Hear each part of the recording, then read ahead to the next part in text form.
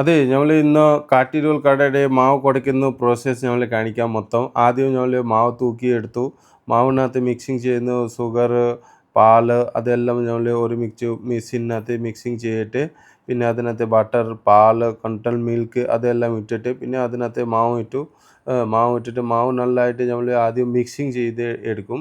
നല്ല സോഫ്റ്റ് ആക്കിയിട്ട് മാക്സിമം ഒരു അരമണിക്കൂർ മാവ് കുഴച്ചിട്ട് പിന്നെ നമ്മൾ ബോളൊക്കെ ആക്കാൻ വേണ്ടി ആ മെഷീനകത്ത് ഇട്ട് എല്ലാം ഈ സ്റ്റീൽ മെഷീന് നമ്മൾ ഹാൻഡ് മേക്കിംഗ് ഇല്ല.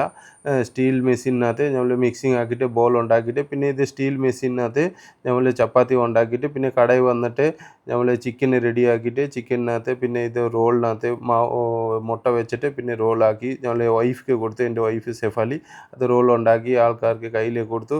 എങ്ങനെ നമ്മൾ ഇന്നത്തെ കച്ചവടം എങ്ങനെ നല്ല സ്പീഡിൽ നടന്നു. നല്ല മണം ഉണ്ടായിരുന്നു. പിന്നെ നമ്മൾ രാത്രി നല്ല സോപ്പായിട്ട് കട നല്ല വൃത്തിയായിട്ട് നമ്മൾ കട കഴുകി വെള്ളം ഇട്ടിട്ട് 2 പ്രാവശ്യം ക്ലീൻ ചെയ്തിട്ട് പിന്നെ രാത്രി നമ്മൾ ഭയങ്കര മണം ഉണ്ടായിരുന്നു ആ സമയത്ത്.